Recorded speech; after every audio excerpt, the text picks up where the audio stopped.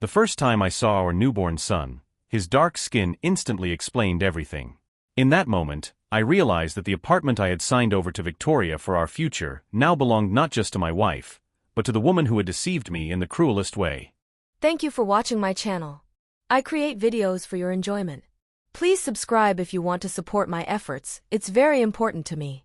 I apologize in advance for any mistakes, dubbing is done by neural network. Please point out mistakes in the comments so I can correct them. It all started when Victoria gave me the news I was so eagerly awaiting. She was pregnant. I remember that moment when she held up the two-striped pregnancy test and a smile shone on her face.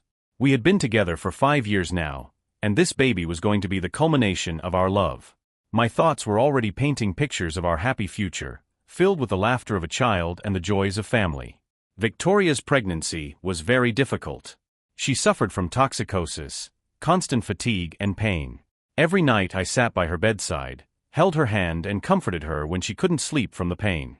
I accompanied her to all her doctor's appointments, took care of her, bought everything she needed for our future baby.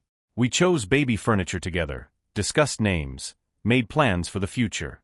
I even chose a name for the child myself, Lyosha, Alexei, in honor of my father. And if it's a girl, then Aliona, Alionka, Alyanushka. But then it turned out that it would be a boy, Alexei after all. I was over the moon with happiness. It seemed that this was all I needed for a happy life.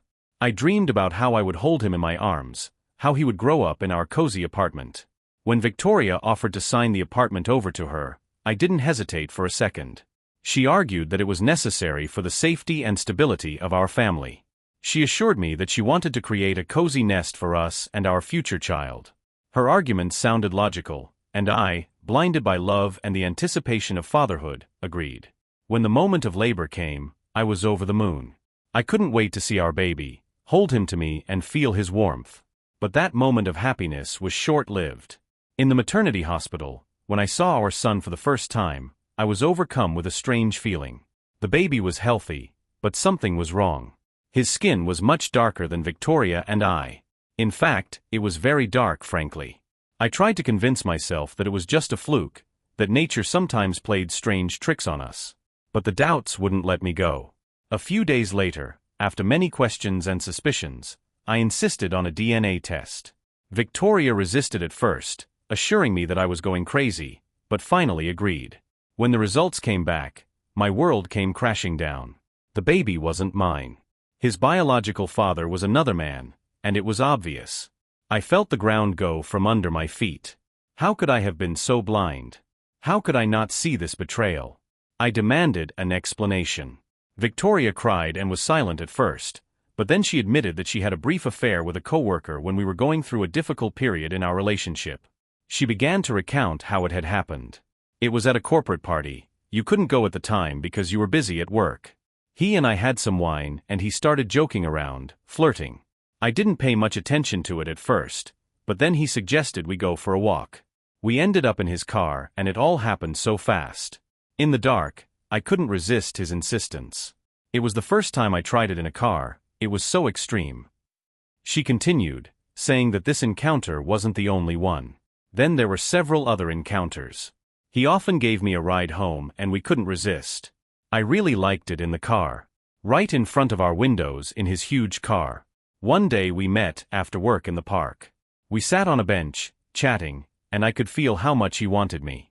We went to a nearby hotel and there it happened again. He was so big and strong.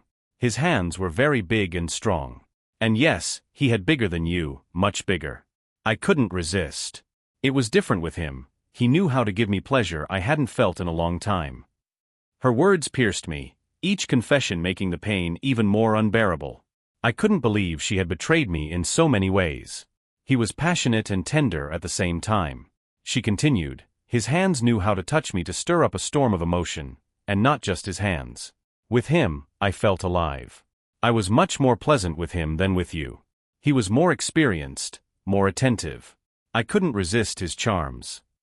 She talked about how this man had stirred her emotions, how they had met on lunch breaks and locked themselves in empty meeting rooms and even office restrooms, how he had given her little gifts, making every moment special. She admitted that she felt guilty but couldn't stop because their bond was too strong. Every word she said was like a stab to the heart. I could feel my love for her turning into hate. I couldn't believe that the person I trusted most in the world was capable of such betrayal. I looked at her and saw a stranger in front of me. When Victoria finished her story, she tried to come toward me, but I pushed her away. I was hurt like I had never been hurt before. I left the apartment, not knowing where to go or what to do. I just walked down the street until my feet led me to my parents' house. Meanwhile, her perfect lover refused to acknowledge her child. He wanted nothing to do with Victoria or the boy. Victoria tried to come back to me, begging for forgiveness, saying she had made a mistake and that she now realized she loved only me. But I couldn't forget her betrayal. I couldn't forgive her for making me feel like a complete fool. I couldn't go back to the man who ruined our future. I packed my things and left. Victoria stayed in the apartment that was now hers. I didn't know what to do next. My heart was broken and the future seemed bleak and uncertain. It was several months before I was able to move on with my life. I found support in friends and family and began to build my life anew. The experience taught me to be more careful, not to trust blindly, and to value myself. Victoria was no longer a part of my life. I didn't hold a grudge against her, but I didn't want anything to do with her either. I believed that there was something better ahead of me, and that this lesson was necessary to realize who I really was and what I was worth. Victoria was no longer a part of my life. I didn't hold a grudge against her, but I didn't want anything to do with her either. I believed that there was something better ahead of me, and that this lesson was necessary to realize who I really was and what I was worth. Victoria had to face a lot of difficulties after our breakup. At first, she tried to connect with the baby's father, but he was adamantly opposed to any connection with her and the baby. Rejected and confused, she was left alone in the apartment that now belonged to her. Gradually, she began to lose contact with her colleagues as rumors of her affairs quickly spread around the office, and she found it difficult to work in such an atmosphere.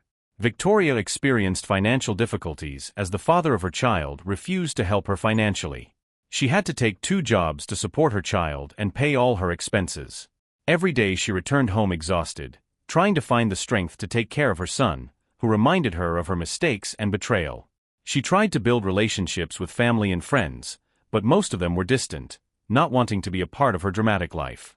Only a few remained close, but their support could not replace what she had lost. Sometimes Victoria would call me, begging for forgiveness and trying to convince me to come back.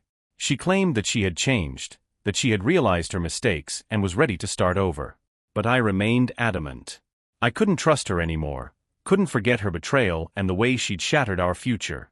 There would be a woman who would love me, no matter if someone had more or could control their hands or tongue better. But Victoria. Will anyone take her with a dark boy from no idea who? I doubt it. She'll be alone until she's old, but with a delightful history of cheating in the car and all over the office with some huge dark-skinned scoundrel.